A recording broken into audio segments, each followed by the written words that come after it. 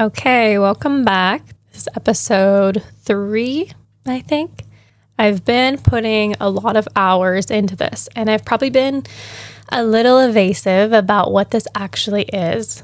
And I'm still not ready to reveal everything, but I did want to take one episode and kind of explain the core of what I'm building here, especially because there's already been a surprising amount of interest early on, which is amazing. And thank you, by the way. This really means a lot to me. I've put a lot of heart into this. I've taken a lot of time, unpaid hours. Obviously, this is just something I'm doing on my own time. And my heart's really invested in this. And I do think that I'm onto something.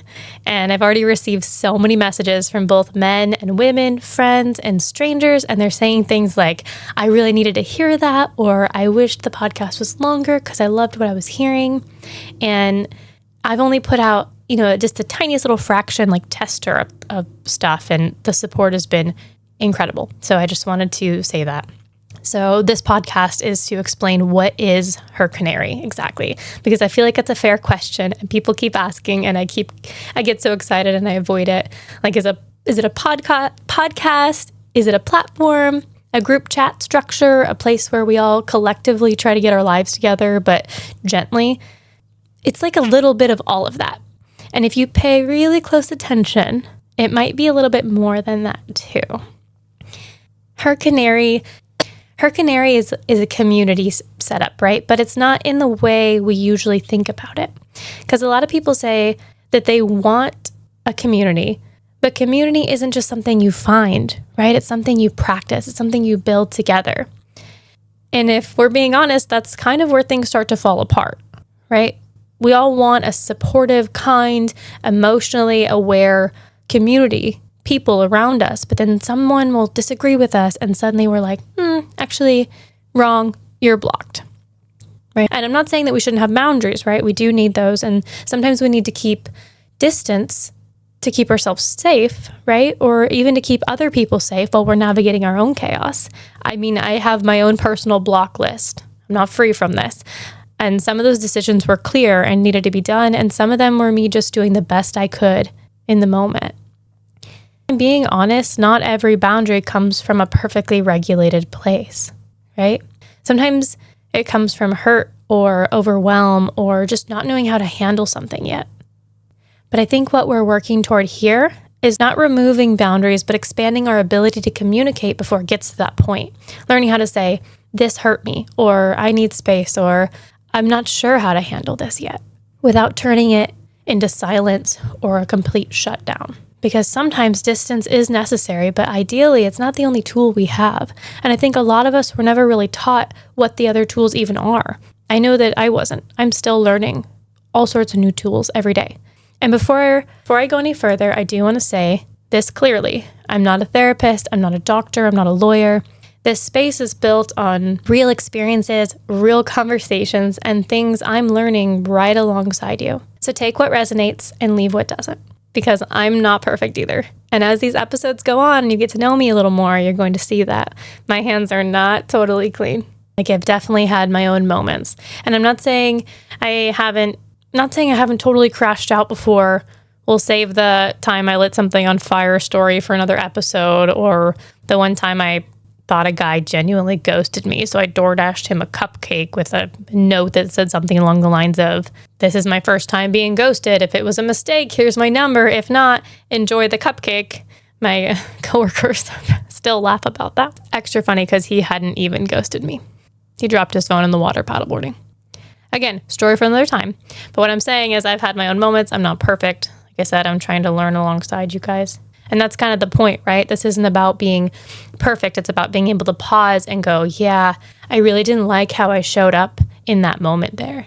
And then asking, what can I learn from that? And how can I make sure that I don't repeat it? Though he did like the cupcakes. And I started noticing something. Like, across all of social media, the main language we've gotten used to using is judgment. It's easy to hide behind a computer screen, right? We have quick opinions and fast reactions and hot takes from people who read half a caption and they go, oh, yeah, I've seen enough. And listen, I'm not saying there isn't a place for judgment.